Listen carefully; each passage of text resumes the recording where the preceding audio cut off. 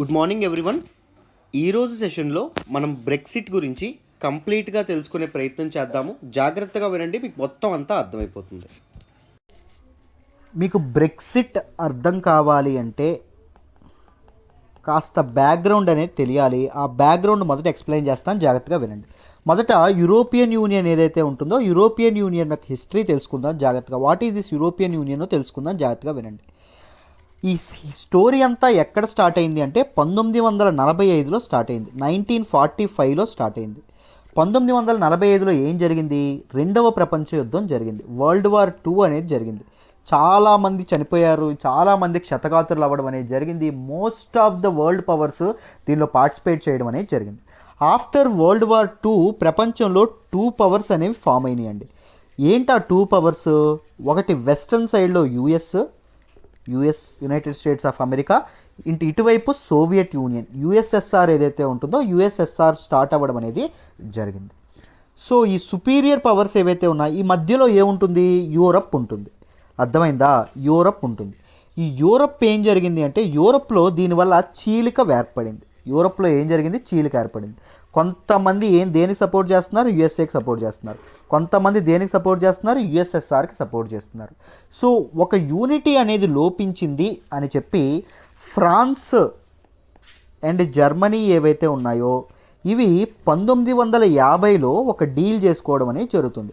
ఏ దేశం మధ్యన సఖ్యత, ఏ దేశాల మధ్యన ఫ్రెండ్షిప్ అనేది ఎలా మొదలవుతుంది? మొదట డబ్బుతో మొదలవుతుంది. డబ్బే మనుషులను కలుపుతుంది, డబ్బే మనుషులను విడదీస్తుంది. సో మనుషులు ఎలాంటి వాళ్ళు, గవర్నమెంట్స్, కంట్రీస్ కూడా అలాంటివేమో. ఎందుకంటే nations were ruled by men in the final place. అంతే కదా, మనుషులే కదా రూల్ చేసేది. సో మనిషి ఎలా ఆలోచిస్తాడో దేశాలు కూడా అలాగే ఆలోచిస్తాయి. So simple. సో వీళ్ళ మధ్య ఫ్రెండ్షిప్ అనేది బిల్డ్ అవ్వాలంటే ఏం కావాలి? డబ్బు కావాలి. ఎకనామికల్గా ఇద్దరు ఒకరికొకరు హెల్ప్ చేసుకోవాలి. దీనికోసం ఏం చేశారు? కోల్ అండ్ స్టీల్ ఏదైతే ఉంటుందో, coal and steel free trade అవ్వాలి రెండు కంట్రీస్ మధ్య. ఎవరి మధ్య? ఫ్రాన్స్ అండ్ జర్మనీ మధ్య అని చెప్పి ఏం తీసుకున్నారు? ఒక అగ్రిమెంట్ వీళ్ళు చేసుకోవడం అనేది జరిగింది. అగ్రిమెంట్ మాతోనే ఆగిపోదయ్యా, మీరు ఎవరైనా జాయిన్ అవ్వచ్చు అని చెప్పి యూరోపియన్ యూనియన్ పీపుల్ ఎవరైతే ఉన్నారో వాళ్ళకి ఇది చేశారు. సో యూరోపియన్ పీపుల్ మీరు ఎవరైనా ఈ అగ్రిమెంట్లో జాయిన్ అవ్వచ్చు, మనం చక్కగా వ్యాపారబద్ధంగా బాగా సక్సెస్ అవ్వచ్చు దీనివల్ల అని చెప్పారండి. సో ఏం జరిగింది? 1951లో 1951లో ఏం జరిగింది? ట్రీటీ ఆఫ్ ప్యారిస్ ఏదైతే ఉంటుందో ట్రీటీ ఆఫ్ ప్యారిస్ జరిగింది. ట్రీటీ ఆఫ్ ప్యారిస్లో ఏమైంది? ఈ చాలా తాలూకా కంట్రీస్ అనేవి, ఒక 6-7 కంట్రీస్ అనేవి వీళ్ళిద్దరితో పాటు జాయిన్ అయ్యారు. So European coal and steel community ఏదైతే ఉంటుందో ఇది స్టార్ట్ అయింది. ఈసీఎస్సి స్టార్ట్ అవ్వడం అనేది జరిగింది త్రూ ట్రీటీ ఆఫ్ ప్యారిస్. గుర్తుపెట్టుకోండి. అర్థమైందా? దేనికోసం ఇది? కోల్ అండ్ స్టీల్ యొక్క ఫ్రీ మార్కెట్ కోసం, ఫ్రీ ట్రేడ్ కోసం, టారిఫ్స్ లేకుండా, ట్యాక్సులు లేకుండా చక్కగా ఒక దేశం మధ్య నుంచి ఇంకొక దేశానికి వెళ్ళడం కోసం. 1957లో ఏం జరిగింది అంటే ట్రీటీ ఆఫ్ రోమ్ జరిగిందండి. ట్రీటీ ఆఫ్ రోమ్ జరగడం అనేది జరిగింది. ఇప్పుడు ఏం చేశారు? ఇంకా ఈ మధ్యకాలంలో కూడా చాలా కంట్రీస్ లోపలికి రావడం అనేది జరిగింది. దేని లోపలికి? మన తాలూకా యూరోపియన్ కోల్ అండ్ స్టీల్ కమ్యూనిటీలోకి రావడం అనేది జరిగింది. ఇప్పుడు చాలా కంట్రీస్ అన్నీ కలిపి ఒక్క కోల్ అండ్ స్టీల్తో పరిమితం అయిపోదామా? వద్దు, మనం ఒక సింగిల్ మార్కెట్ పెట్టుకుందాం. ఏ గూడ్స్ అండ్ సర్వీసెస్ అయినా మన మధ్య ఫ్రీగా ట్రేడ్ అవుతాయి. చక్కగా హ్యాపీగా అందరం వ్యాపారం చేసుకుందాం అని చెప్పి యూరోపియన్ ఎకనామిక్ కమ్యూనిటీ ఏదైతే ఉంటుందో దాన్ని స్టార్ట్ చేశారు. సో ఈసీఎస్సి ఎలాగంటే ట్రాన్స్ఫార్మ్ అయింది? యూరోపియన్ ఎకనామిక్ కమ్యూనిటీగా ట్రాన్స్ఫార్మ్ అవ్వడం అనేది జరిగింది. నెక్స్ట్ చూడండి, నెక్స్ట్ ఏం జరిగింది అంటే 1992 1992లో ఇప్పుడు ఏం జరిగింది? యూరోపియన్ యూనియన్ అనేది ఫార్మల్గా ఎస్టాబ్లిష్ అయిందండి. ఫార్మల్గా ఎస్టాబ్లిష్ అవ్వడం అనేది జరిగింది. ఈ ట్రీటీ ఏంటి అంటే మాస్ట్రిచ్ ట్రీటీ. మాస్ట్రిచ్ ట్రీటీ ఏదైతే ఉంటుందో ఈ మాస్ట్రిచ్ ఎక్కడుందో నాకు కామెంట్ బాక్స్లో తెలియజేయండి అమ్మా. రైట్. సో ఇది ఫోర్స్లోకి రావడం అనేది జరిగింది. ఇది ఫోర్స్లోకి వచ్చి ఆ ట్రీటీలో ఏం ఎంచుకున్నారు? అందరం కలిపి ఒక వ్యాపారం చేసుకుంటున్నాం, సో అందరికీ ఒకే కరెన్సీ ఉంటే బాగుంటుంది కదా అని చెప్పి ఒక దీనిలోకి వచ్చారు. సో 2002లో ఏం చేశారు? యూరప్ తాలూకా బ్యాంక్ అండ్ నోట్స్ ఏవైతే ఉన్నాయో those were replaced by their national currencies were replaced by యూరోతో రిప్లేస్ అవ్వడం అనేది జరిగింది.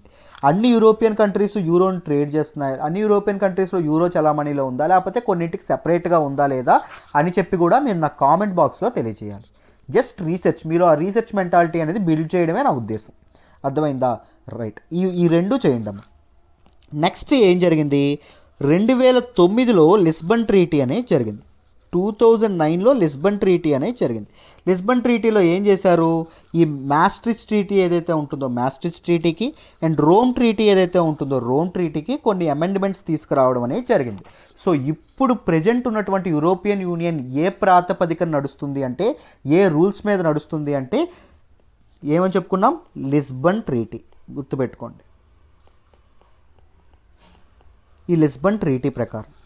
అయితే ఈ మధ్యకాలంలో ట్రీటీ ఆఫ్ రోమ్కి ట్రీటీ ఆఫ్ మాస్ట్రిచ్కి మధ్యలో 1973లో 1973లో యూరోపియన్ ఎకనామిక్ కౌన్సిల్లోకి ఎవరు జాయిన్ అయ్యారు అంటే బ్రిటన్ జాయిన్ అవ్వడం అనేది జరిగింది. యూకే ఎంటర్ అవ్వడం అనేది జరిగింది. దేనిలోకి, యూరోపియన్ ఎకనామిక్ కౌన్సిల్లోకి. గుర్తుపెట్టుకోండి అమ్మ. ఇప్పుడు తర్వాత ఏం జరిగింది, UK wants to exit from European union. ఈ యూరోపియన్ యూనియన్ ఏదైతే ఉంటుందో దాని నుంచి ఎగ్జిట్ అవ్వాలనుకుంటుంది. దాన్నే బ్రెగ్జిట్ అంటాం, బ్రిటన్ ఎగ్జిట్ అంటాం. అర్థమైందా? So why Britain wants to separate from European Union. European Union నుంచి ఎందుకు మన తాలూకా బ్రిటన్ ఏదైతే ఉంటుందో బ్రిటన్ బయటకు వద్దాం అనుకుంటుంది అంటే, చూడండి, వాళ్ళకి ఎకనామిక్ సావరెంటీ ఉండట్లేదు. సో సింగిల్ మార్కెట్ వల్ల యూరోపియన్ యూనియన్ కమిషన్ ఏదైతే ఉంటుందో అది ఫార్ములేట్ చేసినటువంటి రూల్సే పాటించాలి. వీళ్ళకంటూ ఎకనామిక్ సావరెంటీ అనేది ఉండట్లేదు. సో వీళ్ళ monetary policies, tariff setting, migrations ఇవన్నీ యూరోపియన్ యూనియన్ సెట్ చేస్తుంది, వీళ్ళకి నచ్చట్లేదు. దాంతోపాటు పొలిటికల్ సావరెంటీ కూడా ఉండట్లేదు. ఎందుకంటే యూరోపియన్ యూనియన్ పార్లమెంట్ ఏదైతే ఉంటుందో అది రాజకీయ వ్యవహారాల్లో జోక్యం చేసుకోవడం అనేది జరుగుతుంది. అర్థమైందా? సో రెగ్యులేషన్స్ ఏవైతే ఉన్నాయో చాలా చాలా బర్డెన్ అవుతున్నాయి. దాంతోపాటు వెరీ రిచ్ అయినటువంటి యూకే వాటర్స్ ఏవైతే ఉంటాయో, యూకే వాటర్స్లో ఫిష్ రిసోర్సెస్ చాలా రిచ్గా ఉంటాయండి. యూకే వాటర్స్ ఏవైతే ఉంటాయో అవి యూరోపియన్ యూనియన్తో షేర్ చేసుకోవాల్సి వస్తుంది. మిగిలిన యూరోపియన్ యూనియన్ కంట్రీస్ ఏవైతే ఉంటాయో వాటి ఫ్లీట్స్, వాటి షిప్స్ కూడా ఇక్కడికి వచ్చి చేపలు పట్టుకోవడం అనేది జరుగుతుంది. సో కాంపిటేటివ్గా మనకి ఇదేదైతే ఉంటుందో యూకేకి అన్యాయం జరుగుతుందని చెప్పి యూకే భావించింది. దాంతోపాటు కంట్రిబ్యూషన్స్ టు యూరోపియన్ యూనియన్. ఏదైనా కంట్రీ, యూరోపియన్ యూనియన్లో ఏదైనా కంట్రీ దీనిలో ఉందనుకోండి, స్ట్రెస్లో ఉందనుకోండి, కంట్రిబ్యూట్ చేయాల్సి వస్తుంది. ముఖ్యంగా పిగ్స్ నేషన్స్ అంటారు. ఈ పిగ్స్ నేషన్స్ ఏంటో కూడా నాకు కామెంట్స్లో తెలియజేయండి. రైట్, పి అంటే పోర్చుగల్, ఇది చెప్తున్నాను, మిగిలినది కామెంట్ చేయండి. సో వీళ్ళు ఎవరైతే ఉంటారో వీళ్ళకి అన్నెసరీ కంట్రిబ్యూషన్స్ అనేవి చేయాల్సి వస్తుంది. అర్థమైందా? అండ్ మైగ్రేషన్ ఏదైతే ఉంటుందో మైగ్రేషన్ కూడా ఈజీగా జరుగుతుంది. మైగ్రేషన్కి ఎటువంటి లిమిట్స్ లేకపోవడం వల్ల, పాస్పోర్ట్ అనేవి ఏమీ లేకపోవడం వల్ల, వీసా రెస్ట్రిక్షన్స్ అనేవి లేకపోవడం వల్ల చాలామంది యూకేలో వచ్చి సెటిల్ అవ్వడం అనేది జరుగుతుంది బయట యూరోపియన్ యూనియన్ కంట్రీస్ నుంచి. దానివల్ల వీటి రిసోర్సెస్ అనేవి సొంత ప్రజలకు ఉపయోగపడట్లేదు అని చెప్పి చెప్తున్నారు. So what is it's impact? దీనివల్ల ఏం జరిగింది, బ్రిటన్ బయటకు వచ్చేస్తాను అని చెప్పడం వల్ల ఏం జరిగింది అంటే there were calls for Netherland exit ఏదైతే ఉంటుందో నెదర్లాండ్ ఎగ్జిట్ గురించి, దాంతోపాటు ఫ్రాన్స్ ఎగ్జిట్ ఏదైతే ఉంటుందో ఫ్రాన్స్ ఎగ్జిట్ గురించి చాలా కాల్స్ వినిపించాయి. అక్కడ ప్రజలు కూడా ఇదవ్వడం అనేది జరుగుతుంది. అయితే ఎప్పటి నుంచో వస్తున్నటువంటి ఈ నిర్ణయం ఏదైతే ఉంటుందో దీనిలో భాగంగా ఏం చేశారు, మొన్న జాన్వరిలో బ్రిటన్ అనేది ఎగ్జిట్ అయిపోతామని చెప్పి బ్రిటన్ పార్లమెంటు యూరోపియన్ యూనియన్ నుంచి ఎగ్జిట్ అయిపోతామని చెప్పి నిర్ణయం తీసుకుంది. బట్ January 2020 వెంటనే ఎగ్జిట్ అయిపోతారంటే కాదు. January 2020 నుంచి December 31st 2020 వరకు ట్రాన్సిషన్ పీరియడ్ అనేది ఒకటి విధించారు. ఈ ట్రాన్సిషన్ పీరియడ్ ఎందుకు, పోస్ట్ బ్రెక్సిట్ అంటే బ్రిటన్ అనేది ఎగ్జిట్ అయిపోయిన తర్వాత వ్యాపారం అనేది ఎలా చేయాలి. ఇప్పుడు వరకు వ్యాపారం ఎలా ఉంది, ఎక్కడ నుంచి యూరోపియన్ యూనియన్లో ఉన్నటువంటి ఏ దేశం నుంచి అయినా యూకేకి గూడ్స్ రావచ్చు, ఇక్కడ అమ్ముకోవచ్చు. యూకే మార్కెట్స్లో యూకే ఏం చేయొచ్చు, ఎక్కడైనా అమ్ముకోవచ్చు. ఇలాంటిది నడవడం అనేది జరిగింది. యూరోపియన్ యూనియన్కి సంబంధించినటువంటి ఏ నేషన్ అయినా యూకే వాటర్స్లో చేపలు పట్టచ్చు. యూకే ఏం చేసింది, యూకే కూడా మిగిలిన వాటర్స్లో చేపలు పట్టచ్చు. But UK waters are very rich. ఇక్కడ దొరికే చేపలకి చాలా గిరాకీ ఎక్కువ, టేస్ట్ బాగుంటాయంట. రైట్, సో ఇప్పుడు మీకు అర్థమైందని అనుకుంటున్నాను. ఇప్పుడు యూరోపియన్ యూనియన్ నుంచి యూకే బయటకు వస్తే ఏం జరుగుతుంది, యూకే కంటూ సెపరేట్ మార్కెట్ అవుతుంది. సో యూరోపియన్ యూనియన్ నుంచి యూకేకి వస్తే గూడ్స్ ఏమైనా వస్తే ఏం జరుగుతుంది, మధ్యలో బ్యారియర్స్ అనేవి ఉంటాయి, కస్టమ్ చెక్స్ ఇవన్నీ యాడ్ అవ్వడం అనేది జరుగుతుంది. ఇప్పుడు వరకు అవన్నీ ఉన్నాయంటే అవన్నీ లేవండి. కస్టమ్స్ డ్యూటీస్, తారిఫ్స్ ఇవేవీ లేవు. సో దానివల్ల ఏం జరుగుతుంది, బయట నుంచి ఒకవేళ గూడ్స్ ఏవైనా వస్తే యూకే మార్కెట్లో డబ్బులు పెరుగుతాయి, ఎందుకంటే వాళ్ళు టారిఫ్స్ చెల్లించాలి కదా. యూకే మార్కెట్లో ప్రైసెస్ పెరుగుతాయి. దాంతోపాటు యూకే వస్తువుల ప్రైసెస్ కూడా యూరోపియన్ యూనియన్లో పెరుగుతాయి. ఎందుకు? వీళ్ళ మధ్య ఏ అగ్రిమెంట్ లేకపోతే వరల్డ్ ట్రేడ్ ఆర్గనైజేషన్ ఏదైతే WTO ఏదైతే ఉంటుందో అది చెప్పినటువంటి రూల్స్ ఏవైతే ఉంటాయో వాటిని పాటించాలి. అది ఏం చెప్పింది? టారిఫ్స్ అండ్ కస్టమ్స్ ఉండాలని చెప్పడం అనేది జరిగింది. సో దానివల్ల ఏం జరుగుతాయి? వస్తువుల ధరలు పెరుగుతాయి. వస్తువుల ధరలు పెరిగితే ఏం జరుగుతుంది? కన్జంప్షన్ తగ్గిపోతుంది. మీరు గమనిస్తే ఇన్ఫ్లేషన్ లాంటి సమస్యలు వస్తాయి. సో ఎకానమీస్కి చాలా ఇబ్బంది. మీరు అర్థమైందా? ఆల్రెడీ కుంటు పడిపోయింది మన యూరప్, చాలా చాలా నష్టపోయింది. దేనివల్ల?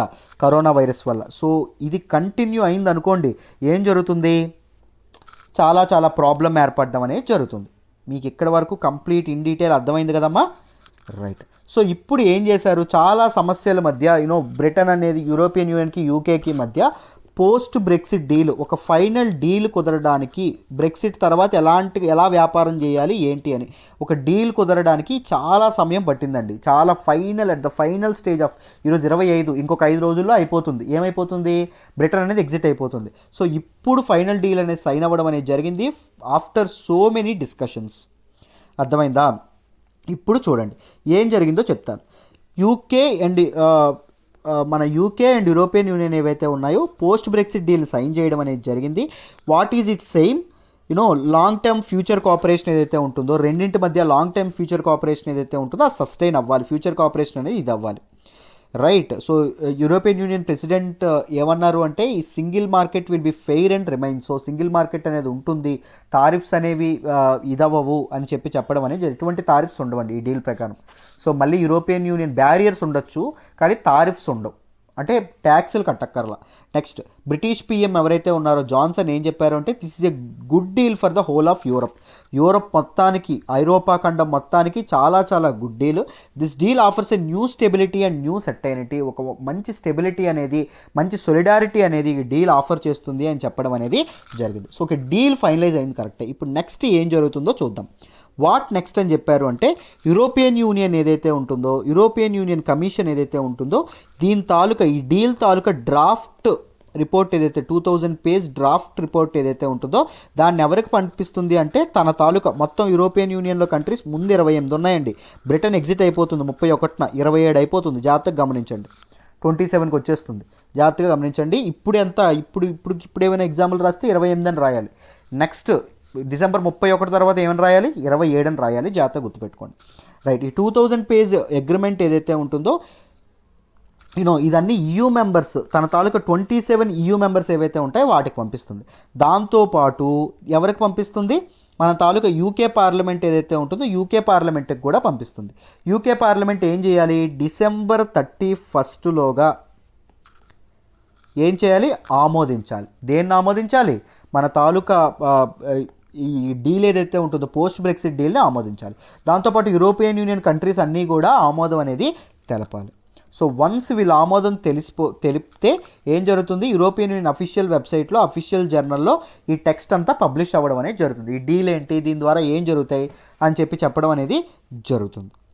అండ్ January 1 నుంచి ఈ బ్రెక్సిట్ ఫైనల్ డీల్ ఏదైతే ఉంటుందో ఇది ఎఫెక్ట్లోకి రావడం అనేది జరుగుతుందమ్మా. ఈ బ్రెక్సిట్ డీల్ అనేది ఎఫెక్ట్లోకి రావడం అనేది జరుగుతుంది. రైట్. సో EU పార్లమెంట్ ఏం జరుగుతుంది అంటే ఎనీ టైం 2021లో ఎనీ టైం ఇదయ్యి రిట్రోస్పెక్టివ్ లెజిస్లేషన్ చేస్తుంది. అంటే చూడండి, ఆల్రెడీ అప్రూవ్ అయిపోయిన దానికి అప్రూవ్డ్ అనేటటువంటి చట్టం తర్వాత ఇస్తారు. దీన్నే రిట్రోస్పెక్టివ్ అప్రూవల్ అంటారు. Approval on past decisions. ముందు ఏం చేస్తారు వీళ్ళందరూ, యూరోపియన్ యూనియన్ పీపుల్ అందరూ, కంట్రీస్ అందరూ ఆమోదించారు. కానీ వాళ్ళ మీటింగ్ ఇప్పుడు జరగట్లేదు కాబట్టి తర్వాత 2021లో ఎప్పుడైతే మీట్ జరుగుతుందో అప్పుడు అప్రూవ్ చేయడం అనేది జరుగుతుంది. అర్థమైందా? సో ఇది కంప్లీట్గా జరుగుతుంది. What are the possible implications? దీనివల్ల జరిగేది ఏంటి ఈ డీల్ వల్ల అంటే both UK and US economies may hit hard. చాలా చాలా ఇదవ్వడం అనేది జరుగుతుంది. ఎందుకంటే ఎంతో కొంత తగ్గడం అనేది జరుగుతుంది. బికాజ్ ఎన్నో కొన్ని బ్యారియర్స్ అనేవి తప్పకుండా ఉంటాయి బ్రెగ్జిట్ విడుదలైనందుకు. సో ఎంతో కొంత ఎకానమీకి ఇబ్బంది కలగడం అనేది జరుగుతుంది. రైట్. దాంతోపాటు కీ విన్ ఏంటి అంటే threat of return to tariffs will have been removed. టారిఫ్స్కి వెనక్కి రావాలి, వరల్డ్ వరల్డ్ ట్రేడ్ ఆర్గనైజేషన్ ఏదైతే ఉంటుందో దాని నిబంధనలు పాటించాలి అనేటటువంటి భయాందోళనలు అయితే అక్కర్లేదు. చక్కగా బిజినెస్ పీపుల్ అనేవాళ్ళు కాస్త ఊరట చెందొచ్చు. Right. What about fishing rights? ఇందాకే ఫిషింగ్ రైట్స్ అన్నాం. యూకే తాలూకా చుట్టూ ఏముంటుందని చెప్పాం, చుట్టూ మంచి ఇవి దొరుకుతాయని చెప్పాం. సో దీని గురించి ఏం నిర్ణయించారు అంటే చూడండి, ఈ డీల్ జరుగుతున్నప్పుడల్లా యూకే ఏం వాదించింది అంటే, మామూలుగా యూరోపియన్ యూనియన్ ఫ్లీట్స్ ఏవైతే వస్తున్నాయో, ఎన్నైతే చేపలు పట్టుకుంటున్నాయో ఆ చేపల్లో 60-80% కట్ అయినా విధించాలి. అంటే ఇప్పుడు 100 చేపలు పట్టుకుంటే వాళ్ళు అప్పుడు తర్వాత ఓన్లీ 20 చేపలు మాత్రమే పట్టుకోవాలి, అంత కట్ విధించాలని చెప్పి మొండి పట్టుతో ఉంది. రైట్. అందుకే ఇంత లేట్ అవ్వడం అనేది జరిగింది. బట్ ఇప్పుడు ఏం చేశారు అంటే, ఒక 5.5 years వరకు, 5.5 సంవత్సరాల వరకు యూరోపియన్ యూనియన్ తాలూకా షిప్స్ ఏవైతే ఉన్నాయో they have to compromise on just quarter. అంటే ఓన్లీ 60-80% కాకుండా 25% మాత్రమే తగ్గిస్తారు. అంటే ముందు 100 చేపలు పడితే ఇప్పుడు ఎన్ని పట్టుకోవచ్చు, 75 చేపలు పట్టుకోవచ్చు. మిగిలిన 25 చేపలు యూకే కంట్రీస్ ఏవైతే యూకే పీపుల్ ఎవరైతే యూకే బిజినెస్ ఫ్లీట్స్ ఏవైతే ఉంటాయో వాటికి వదిలేయాలి. అర్థమైందా? సో అది తగ్గించడం అనేది జరగాలి. దాంతోపాటు ఏంటి, ఆఫ్టర్ దిస్ 5.5 years ఏం జరుగుతుందంటే, యాన్యువల్గా ఎంత పర్మిషన్ ఇవ్వాలి యూరోపియన్ యూనియన్ వాళ్ళకి అని చెప్పి యాన్యువల్ అగ్రిమెంట్స్ ఏవైతే ఉంటాయో అగ్రిమెంట్స్ ద్వారా నిర్ణయించడం అనేది జరుగుతుంది. అర్థమైందా? ఈ 5.5 years ట్రాన్సిషన్ పీరియడ్ ఏం చేయాలి, 1/4 తగ్గించి మిగిలిన చేపలు అనేవి పట్టుకోవచ్చు యూరోపియన్ యూనియన్. సో ఈ నిర్ణయం అనేది తీసుకోవడం అనేది జరిగింది. సో ఇన్ డీటెయిల్ మొత్తం అంతా మీకు హిస్టరీ అర్థమైందని అనుకుంటున్నాను. బ్రెగ్జిట్ అంటే ఏంటి, ఏం జరిగింది, ఎలా జరిగింది అండ్ కాన్సెప్ట్ అంతా. రైట్. యా.